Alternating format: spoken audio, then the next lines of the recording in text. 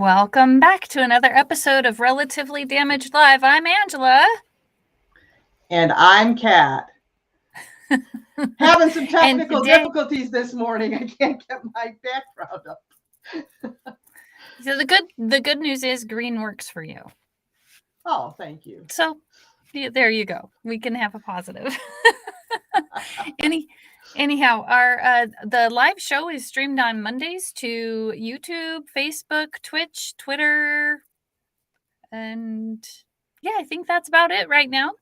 And today's topic is, are we ever really ready? Which it is only fitting that we have the green screen issue this morning for our Are We Ever Really Ready discussion. It's so funny because technology will always, there's always gremlins in the technology, it seems. So, but it's kind of also a metaphor for what life is. You can plan and you can plan, and you're going to think everything's going all right. You get everything set up, and then something happens. And for somebody like me who is a planner about these things, it's really kind of prevented me from starting things that I wanted to, because I keep thinking all the negative things that could go wrong. And so are we ever really ready? Well, I think even without all the negative things, sometimes it's just, oh, I'm not ready enough. I need to learn this. I need to learn that. I need to do this. I need to do that, instead of just going forward, moving forward. But I also think in some ways this topic has a little bit to do with the impermanence of everything and what is the next moment hold.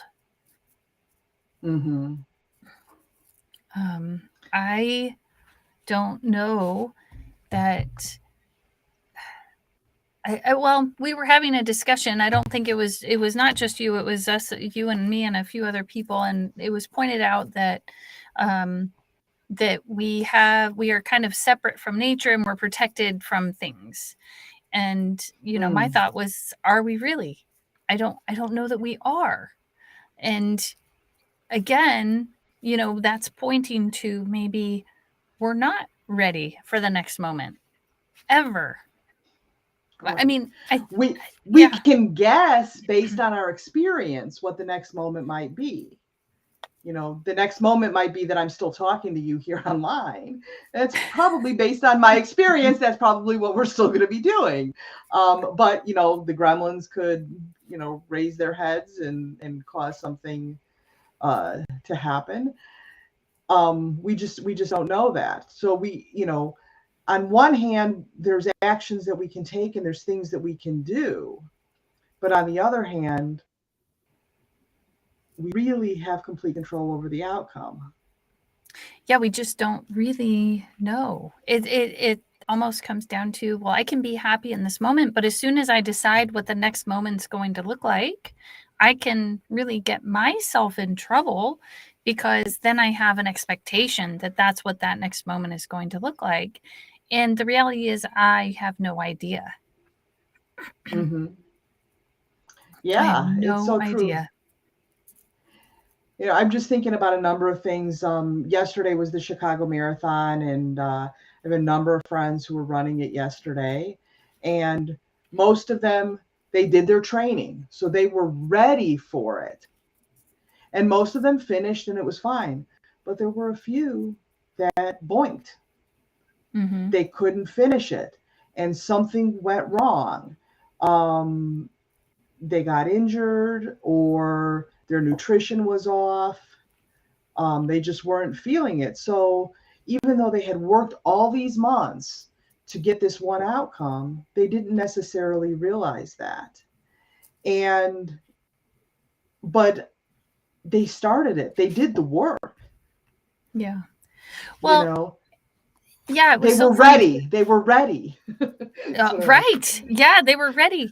And it's so funny because I was talking to somebody about goals and things this weekend, and the realization came, having the goal doesn't necessarily mean I'm going to force the goal to completion, i.e., or for instance, these runners, right? They did Mhm. everything right. They did everything they could possibly do, and they had an injury. Something out of their control happened, and they could not finish. I think a lot of times we as humans forget that that's possible, that Mhm. we could be doing everything right, set up everything the best possible way, and then life happens. I mean, I'll just talk a little bit about my disability. I was working, I was being successful at working, I was respected where I was working, and then my hand pooped out on me, and there was nothing I could do about that. And then I was working with my other hand. And then that one started to have problems. It wasn't something I wanted to happen. In fact, I had been doing everything I was supposed to do so to even make it better, and it still didn't get better. And it's kind of it's hard in that situation, I think, because of the bargaining that can happen. Oh, if I just Mhm. do X, it'll be fine. If I just do this, then this will happen, which at least for me can get me into some real trouble, because then I try to manipulate or force a solution to happen. Right. And so when you perceive, I think, that you failed at something, um, then people have an idea of failure. So failure, oh, I'm wrong, I'm bad, I didn't do it right, I can't do it. Then it goes into I can't do it right, it's not worth doing, and changing that attitude. And there are times in my life that I've looked at things I've tried to do as failure, and in that definition. But what I try to do more is to say, okay, what didn't work this time? Mm. So even getting on here today, I restarted my computer. When that didn't work, it said the GPU too much, and so I couldn't use the background. So I'm like, all right, let's go live, and we'll just have a green screen. So you see how the magic works, people. Um, and so it was just like, okay, now was that a failure? Well, if I wanted everything to be perfect, Well, and that what's would be a perfect failure. anyway? Right. Right. Well, again, everybody has their own definition of perfect. And some people think everything has to be perfect. Um, and it's like, no, because what this is about, what we do here is about the conversation.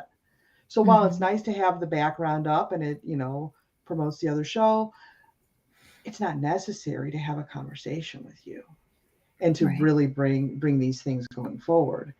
And if anybody would just happen to be, listening in on their headphones while they're taking a walk, they're not watching us anyway. They're just listening.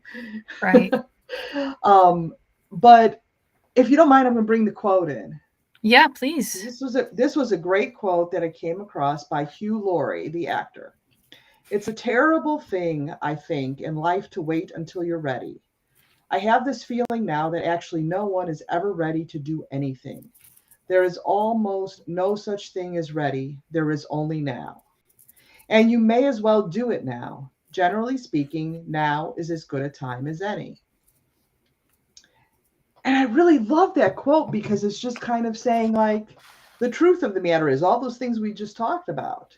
about, you know, what's perfection, what's wrong, is failure I'm a failure, or is failure say, hey, what can I do to get it better next time? A Mm-hmm. learning Mm-hmm. experience. I mean, I'm sure when putting together your book, there were a lot of things that you did wrong. Oh, I'm sure someone believes I did them wrong. Or did I though? Because Right. Well, the point was is I'll ask you this: things did not go as smoothly as you hoped they would, right? oh yeah, I had no clue what I was doing, but I think I went into it knowing that, like, really coming from that perspective of I have no idea what I'm doing. Um, and I'm just going to see what happens, instead of deciding it needed to be exactly a certain way. Maybe that came in after the fact when, for me, it's like, I was able to be settled as far as getting the book done and, getting it out there. And then it comes down to, oh, am I selling enough? Am I doing this? Am I doing this? And oh, I need to do this right. How come this isn't going as quick as I thought it should? So then I get into these shoulds and how it should be now. And that's not true, because I don't, it's so funny.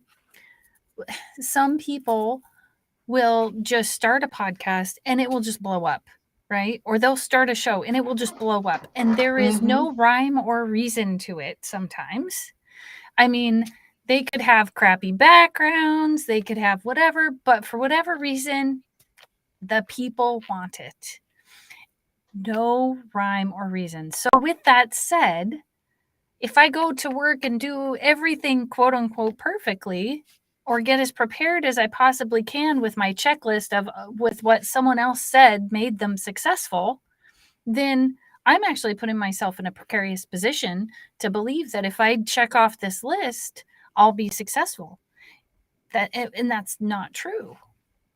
That's not necessarily true. It just happened to be that that's what worked in that particular situation.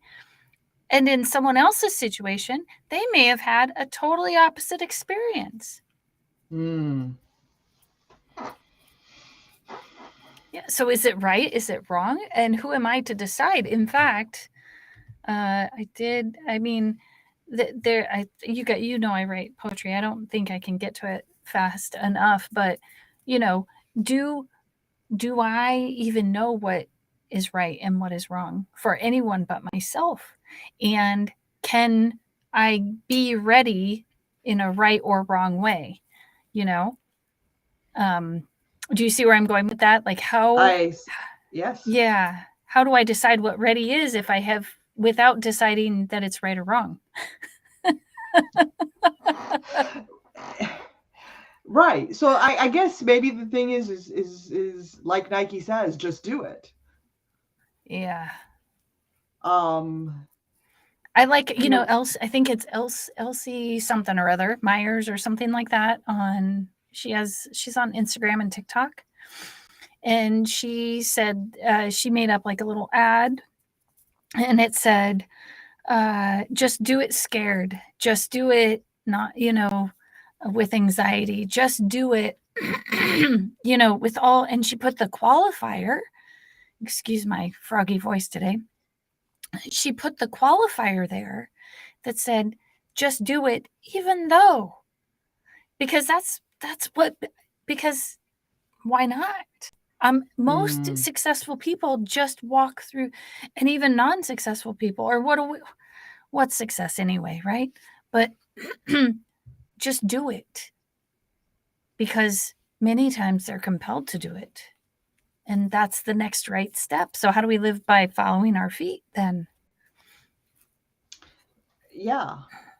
And I think for me, I know it's getting out of my own way.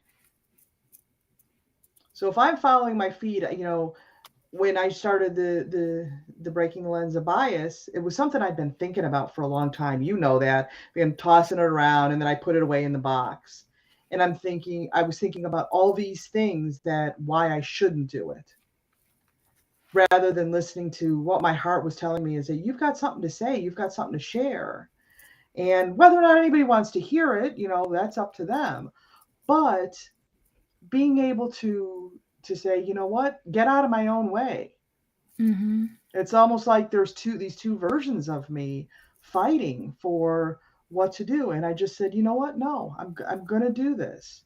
And if it works, great. And if it doesn't work great, I'll still do it. Yeah. And some would argue that that's the head and the heart arguing. Perhaps I guess we could make the argument that perfection is in the head and being perfectly imperfect is in the heart. I don't know. I don't know. Like, Um, what do I need to be complete? I guess. yeah. And certainly I know from being in that place of fear and saying, I'm not good enough, I can't do it, you shouldn't do it, nobody cares, all that kind of stuff. That's putting myself in this box and not allowing me to move forward and to be curious to see what's going to happen, to live in that heart. And if you put yourself out there with whatever you have passion at, be it writing poetry, be it, speaking, be it running, be it, art in any form, um, go out there and just do it. Take Yeah. the leap.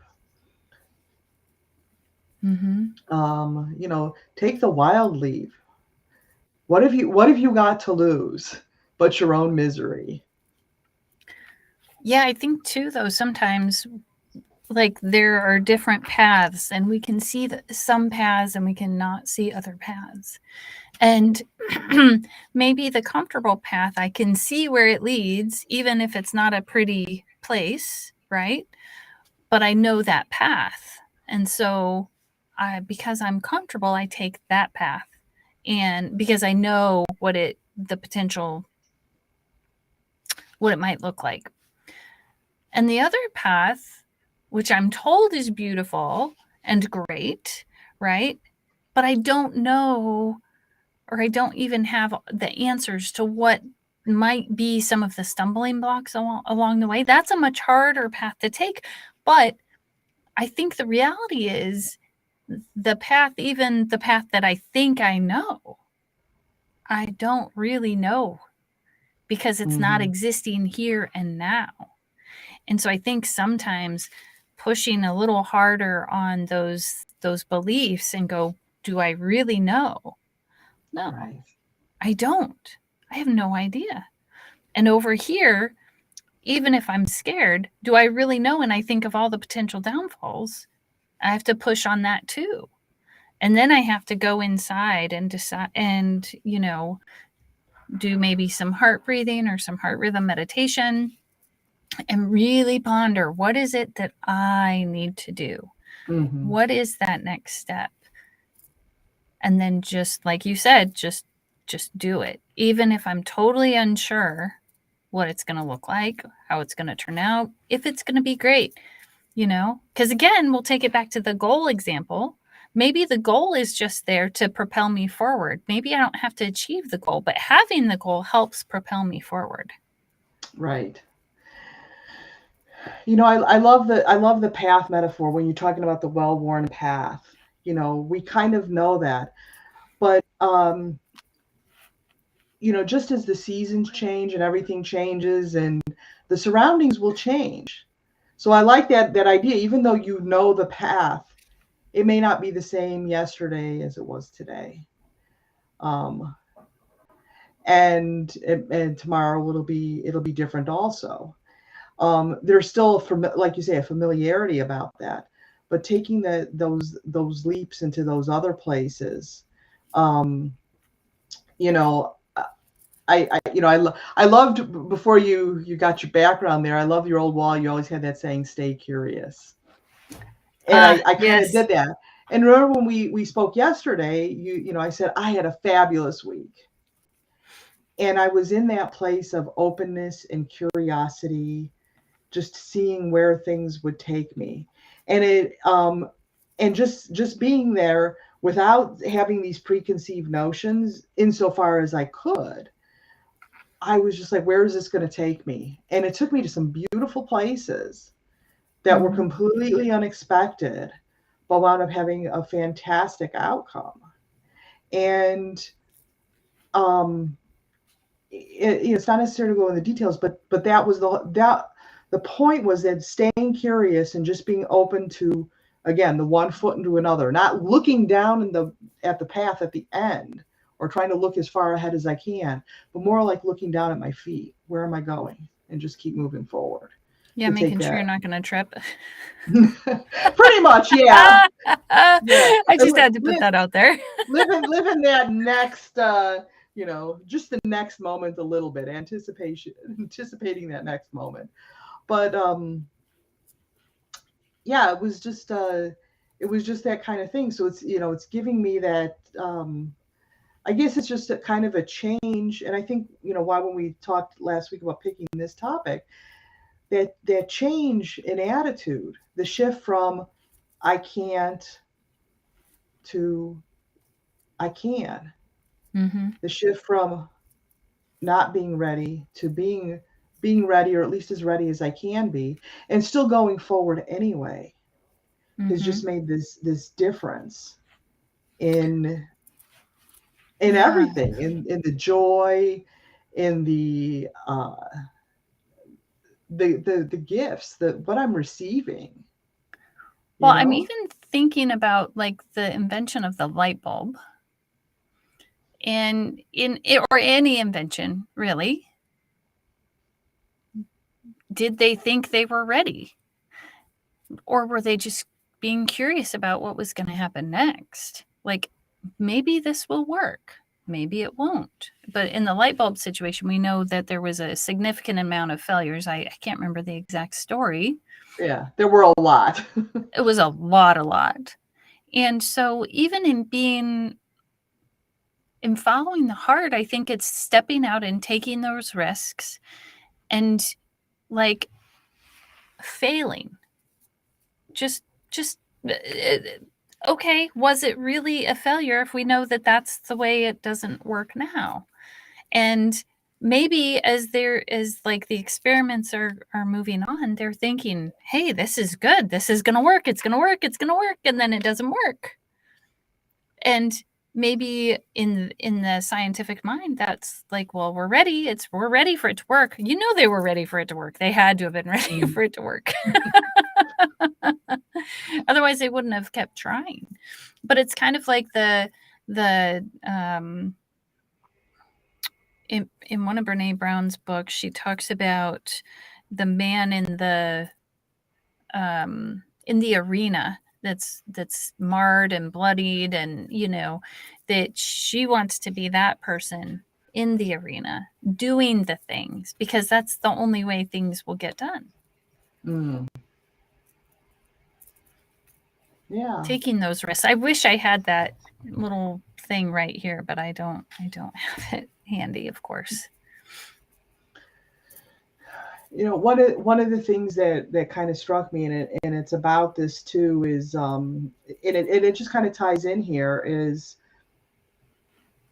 I was in church this weekend, and I'm not gonna go all churchy here, but it was just an interesting kind of concept about there's a passage in the Bible talking about the dead wood, pruning the vine kind of thing, and I'm kind of looking at those things that hold me back as the dead wood. I keep wanting to pick it up again sometimes, because that's nice wood. It's it's there. It's been with me for a long time. It's comfortable, but I know to move forward, I have to prune those things in my life that don't serve me, that don't allow me to grow, that don't allow me to move forward. That don't allow me to be a better person. And so, this is another metaphor. It just reminded me of this, another metaphor to what's holding you back. It was just kind of the opposite of, are we really ready? What's holding you back? Because usually, are we ever really ready? We feel like we're not, because things are holding us back. We've got a pile of dead wood on our back. Yeah. And I think in a lot of ways it's us who holds us back. And the reason I say that is because, like, even in talking to my kids or other people, it's our beliefs. I'm even this morning one of the kids was asking me questions, and I said, well, whose responsibility is their feelings in how like, their feelings are their feelings, and they get to work through those. And if you feel you did something wrong, it's also important to to have that conversation. So it's like, am I ready? And what judgments am I making, and who's responsible for making those judgments? Because I don't get to blame anyone else for the judgment I made that I'm not ready. And I don't think they get the ability to judge me, to say you are ready, even if you're not. Oh no, we lost Kat. I had wondered what was happening. Well, everybody, I just want to thank you for showing up today. And hopefully we will be back. Well, we will be back next week, even if we have technical difficulties or not, because we are always ready. See you next week.